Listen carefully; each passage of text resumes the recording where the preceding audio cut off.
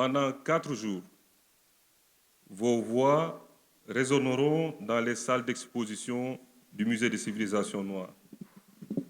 Elles feront écho à ces collections. Elles dialogueront avec des objets qui témoignent de la créativité des communautés noires, de la vitalité de leur culture, mais aussi de la combativité de leur peuple. Vous ferez du Musée des civilisations noires le cimetière de bien des falsifications et des déformations. Vous ferez de ce musée un lieu où s'énonceront les réponses théoriques, épistémiques et méthodologiques des anthropologues noirs aux lancinants défis du présent et du futur. Ainsi, cette rencontre est en droite ligne de la longue histoire des grandes rencontres intellectuelles et artistiques des peuples noirs d'Afrique, d'Amérique, des Caraïbes, d'Asie et d'Europe, qui ont permis à nos ancêtres de se retrouver, de se parler, de redresser ensemble le cours de l'histoire. De ce fait, ce que vous direz ici pendant 4 jours, en tant qu'héritier des mouvements panafricains qui ont grandement contribué à l'éveil de la conscience noire, à l'émancipation des peuples noirs, à la revendication de leur dignité et à la valorisation de leur culture, mais aussi ce que vous direz depuis nos subjectivités propres, ce monde, notre monde tourmenté, en a besoin pour refonder une nouvelle humanité. Chères sœurs, chers frères, nous vivons un moment difficile. La bête coloniale, acculée, se retourne sur elle-même. Et comme tout monstre qui est poussé dans ses derniers retranchements, elle se débat avec une agressivité redoublée.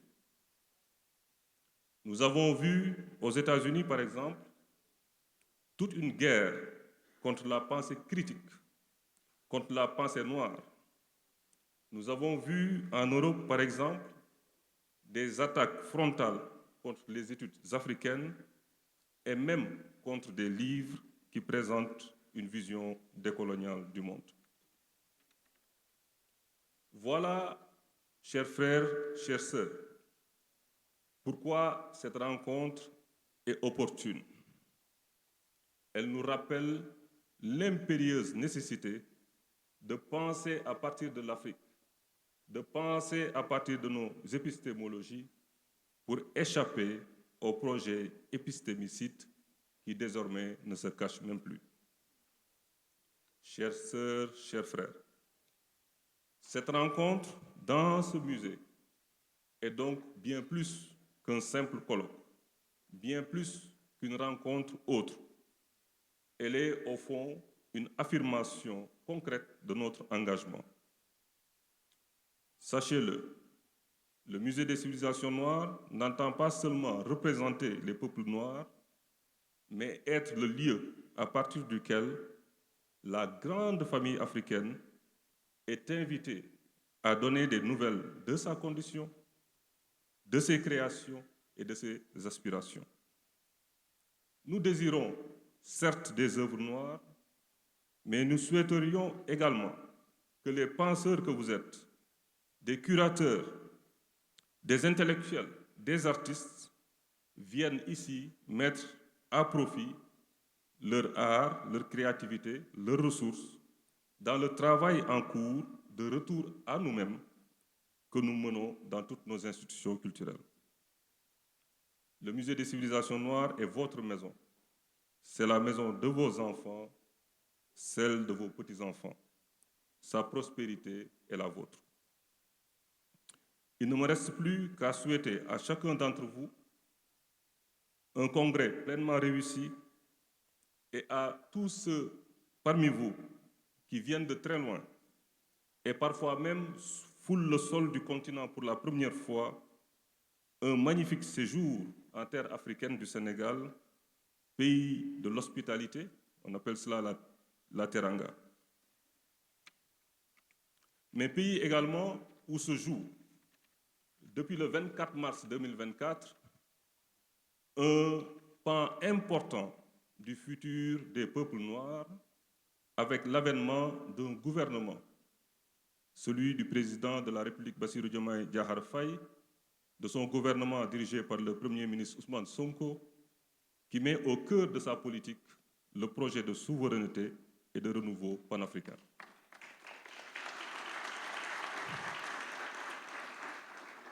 Professeur Ibrahima Thiaw, professeur Djamima Mapierre, tous les doctorants du RUCA, tout le staff du Musée des civilisations noires, vous avez fait beaucoup d'efforts et de sacrifices pour que nous puissions nous rencontrer dans les conditions les meilleures. Je vous remercie du fond du cœur pour cela. Bon, je ne sais pas quoi dire après les paroles de Monsieur le directeur.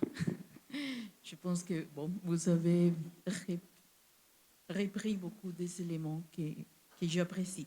Bon, et Madame la ministre Kadi Diane Gaye, elle est la ministre de la Jeunesse, des Sports et de la Culture, et c'est une femme que j'admire beaucoup.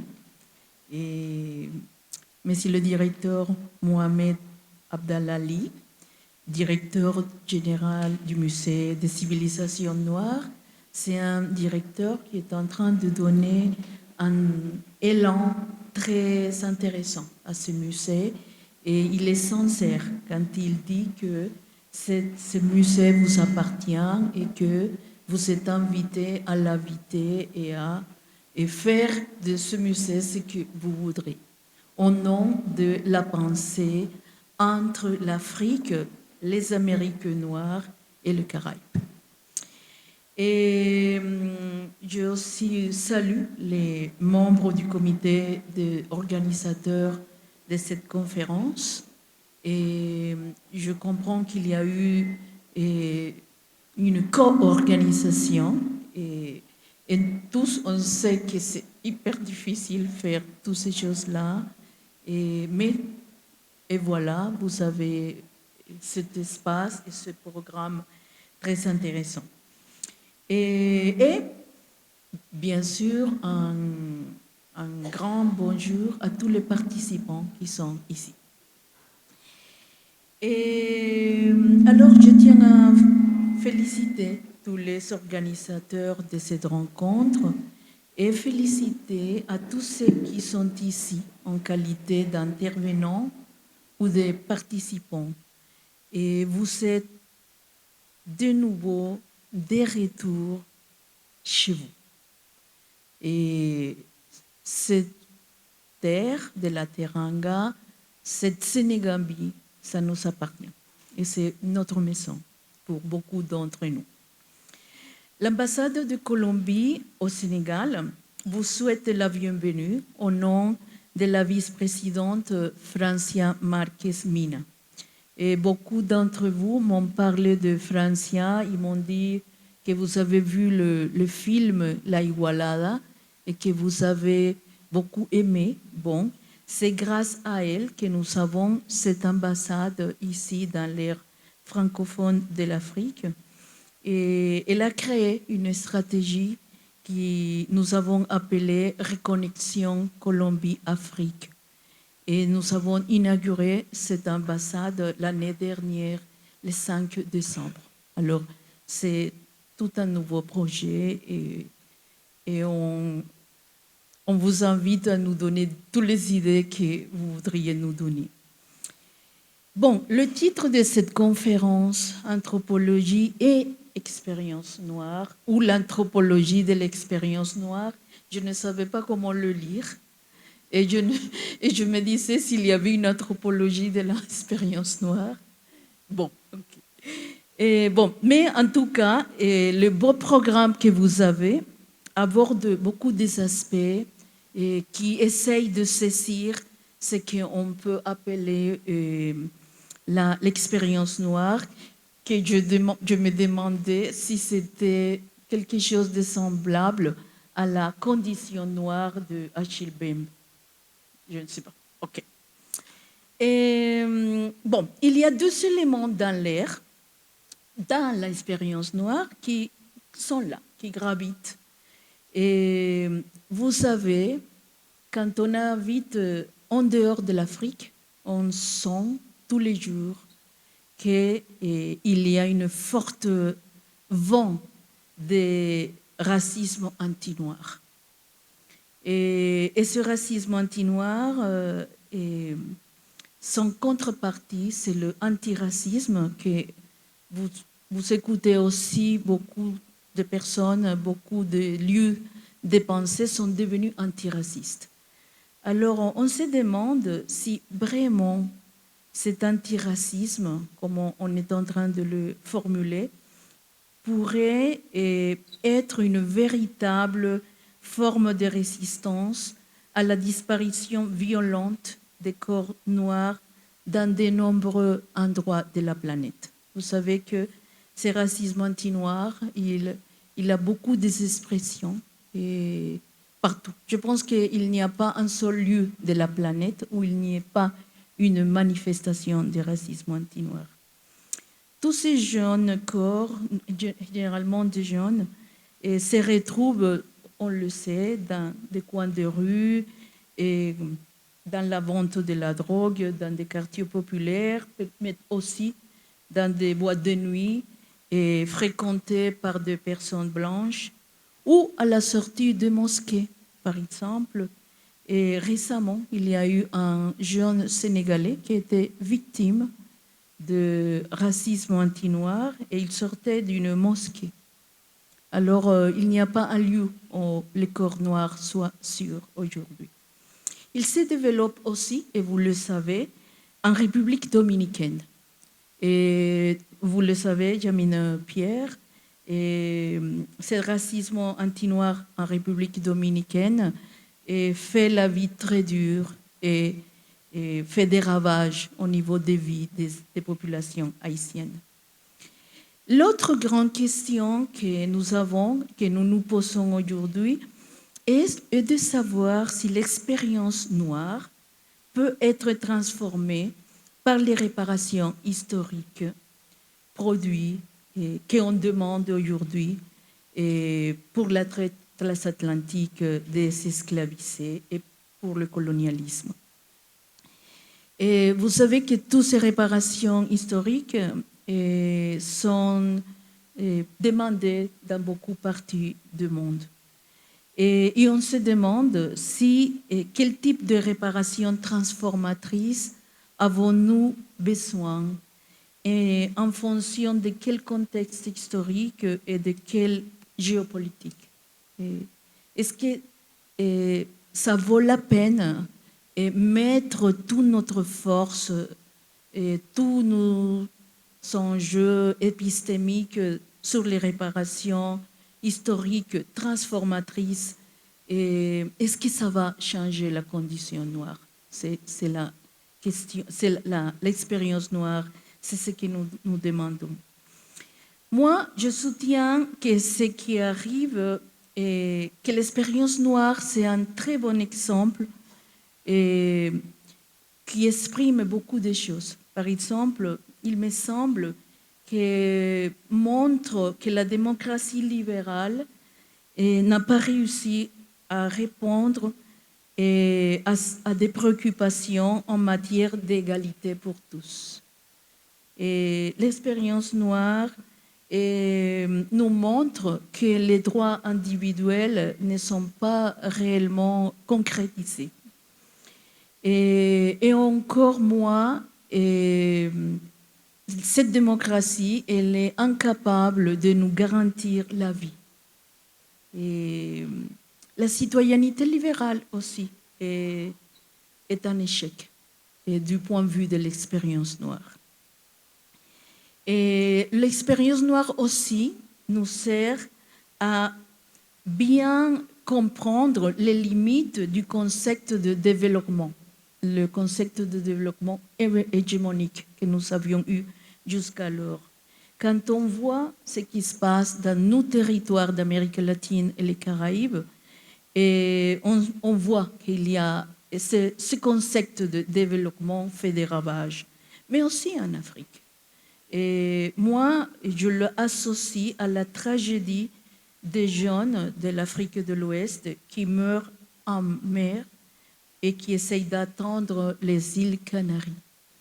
Et il faut l'associer à des réflexions beaucoup plus structurelles et qui vont au-delà de quelque chose que des fois on entend ici, et qui est ce que la famille est la responsable de ces migrations. Moi, je ne le vois pas comme ça. Et pour moi, les raisons sont dans un autre lieu, sans nier le rôle que peut jouer la famille. Et l'expérience noire remet aussi en question le concept de justice sociale abstraite et universelle. Les multiples féminicides et transféminicides noirs révèlent un patriarcat incapable de reculer et chaque fois plus violent. Il faudra alors, et je vais finir, penser à une justice restaurative ethnico-raciale, plus qu'à une justice sociale abstraite. Et cette justice restaurative, il faut la remplir de sens, et parce qu'elle doit être le fruit d'une conversation entre le continent africain, ces diasporas qui font partie de la 6e région, les États qui ont bénéficié du commerce transatlantique et leurs propres acteurs économiques. L'objectif de la justice restaurative traçant la sphère financière ou symbolique. Et je m'oppose à voir la justice restaurative comme un chèque, comme quelque chose qu'on nous doit et que cet argent va aller dans des fonds qui vont être gérés par je ne sais pas qui. Et je pense que l'expérience noire a d'autres potentiels pour changer le monde. Alors, cette justice réparative devrait éradiquer la violence structurelle qui sous-tend le racisme structurel et à établir un nouvel ordre mondial dans lequel une humanité digne et complète peut être atteinte. Alors c'est tout un projet. La justice réparative, ce n'est pas uniquement des réparations économiques. C'est la possibilité de repenser le monde et repenser le monde à partir de notre expérience. Si le monde capitaliste a commencé avec notre expérience, c'est notre expérience qui peut dire que ce projet a coulé. Et alors, cette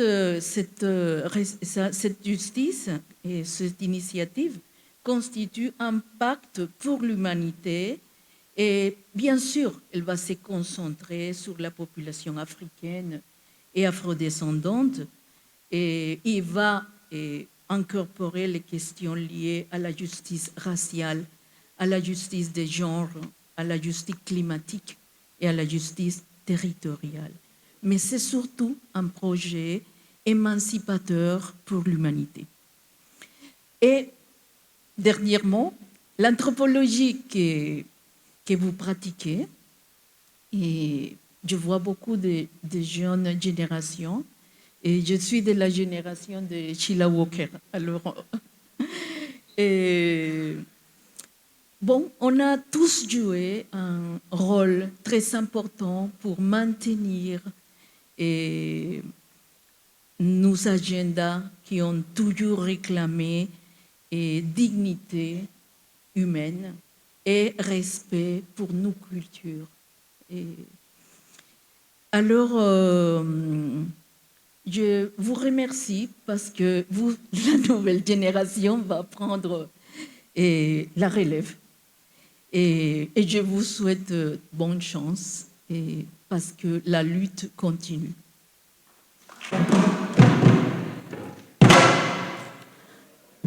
Merci beaucoup. Bonsoir. Good afternoon. So as my English is very broken, so I prefer to tell my speech in French. Otherwise, my pronunciation, you will not can understand it. Excellences, Mesdames et Messieurs les ambassadeurs ici présents, Monsieur le Directeur général du Musée des civilisations noires, chers congressistes, the Association of Black Anthropologists, ABBA, de la Society of Black Archaeologists, and the Black in Biological Anthropology Collective. Distingués invités, sœurs et frères de la diaspora, c'est avec beaucoup d'honneur, de fierté et de plaisir que je vous accueille au nom du président de la République du Sénégal, Bassirou Diomaye Diakhar Faye, de l'ensemble du gouvernement dirigé par le Premier ministre Ousmane Sonko, au Musée des civilisations noires. Soyez les bienvenus ici, chez vous. You're welcome. À l'occasion de la réunion annuelle de l'Association des anthropologues noirs, dont le thème est l'anthropologie et l'expérience noire, bienvenue à nos frères et sœurs qui ont voyagé à travers l'Afrique, au-delà des frontières érigées par la colonisation, pour assister à cette conférence. Bienvenue aux filles et fils d'Afrique qui vivent au Brésil, en Jamaïque, aux États-Unis, en Europe, qui ont traversé les océans violents qui, pendant 400 ans, ont été les autoroutes de nos corps et de nos âmes pour être ici avec nous. À vous tous, bienvenue à la maison. Nous sommes fiers d'accueillir cette réunion au Sénégal. C'est la première fois depuis sa fondation en 1970 que là-bas tient son rassemblement annuel en Afrique. Et nous en sommes très honorés. À cela, nous devons poser la question, pourquoi avez-vous attendu si longtemps? Nous avons si longtemps attendu que vous rentriez à la maison. Mais il n'y a pas de meilleur moment que le présent. Et peut-être n'y a-t-il pas de meilleur moment que ce présent, car aujourd'hui, il y a une urgence incontestable à ce rassemblement. Il y a plus que jamais un besoin pour nous de nous rassembler, de compatir, de critiquer, de remettre en question et d'élaborer des stratégies dans le cadre d'une communion panafricaine. Nous assistons à une série de ruptures économiques, politiques, écologiques et culturelles mondiales qui refont en permanence le globe, mais ont également ouvert la possibilité à l'Afrique de s'affirmer sur la scène mondiale. Et aux grands idéaux politiques, économiques et culturels du panafricanisme de se réaliser pleinement. La discipline de l'anthropologie sera cruciale ici, comme le travail des anthropologues noirs. Nous savons bien sûr que l'anthropologie n'a pas une grande histoire lorsqu'il s'agit de l'Afrique et du monde noir. L'anthropologie a commencé comme l'étude par l'Occident de ceux qui n'étaient pas considérés comme civilisés, de ceux qui étaient considérés comme primitifs. L'anthropologie a été la servante du colonialisme.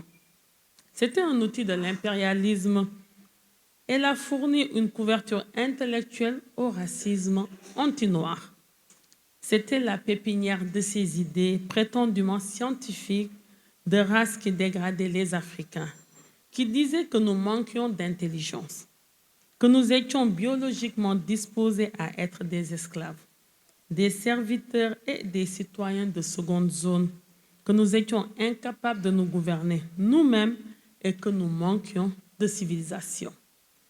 Mais les anthropologues noirs ont rejeté le courant dominant de la discipline pour lutter contre le racisme, pour restaurer la civilisation africaine à son statut légitime et pour démontrer la richesse et la profonde complexité des cultures, des traditions et des langues africaines. Ceux d'entre vous qui sont réunis ici aujourd'hui ont la lourde tâche de poursuivre l'œuvre des ancêtres, de nos ancêtres africains, qui nous ont permis de nous réunir ici aujourd'hui. Vous faites partie, en effet, d'une grande lignée intellectuelle et politique panafricaine qui a cherché à reconstruire l'expérience noire en tant qu'expérience noire mondiale, une lignée qui passe par beaucoup de grands intellectuels, y compris Antenor Firmin, Jean Price Mars, Suzanne Comher Sylvain d'Haïti, Fernando Ortiz et Lydia Cambrera de Cuba, Abdias dos Nascimento et Lélia González du Brésil, Zora Neale Hurston, William Montague Cobb, Catherine Dunham, Sainte Claire Drake, Vera Mayen Green d'Amérique. Et bien sûr, Cheikh Anta Diop, le brillant érudit activiste panafricain, anthropologue et économiste politique, scientifique et historien, qui a reconnu que l'Afrique et son peuple étaient à la fois les origines de la civilisation et l'histoire de l'humanité. Diop était le grand anthropologue, érudit activiste dévoué à la science dans l'intérêt de son peuple. Il voyait l'Afrique et ses peuples comme l'espoir de l'humanité.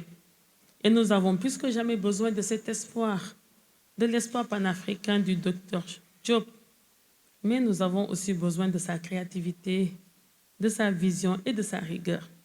Car si Cheikh Anta Diop, en tant qu'anthropologue, nous a montré que l'expérience noire était essentielle à l'histoire de la civilisation, c'est à nous de montrer comment l'expérience noire sera essentielle à l'avenir de la civilisation et en fait à sa survie même. Il est donc de votre devoir d'utiliser les outils de l'anthropologie pour montrer qu'il existe une autre voie à suivre, une voie à travers les barrages routiers et les bourbiers du néolibéralisme, de la corruption et de l'exploitation occidentale, du militarisme et de l'impérialisme financier.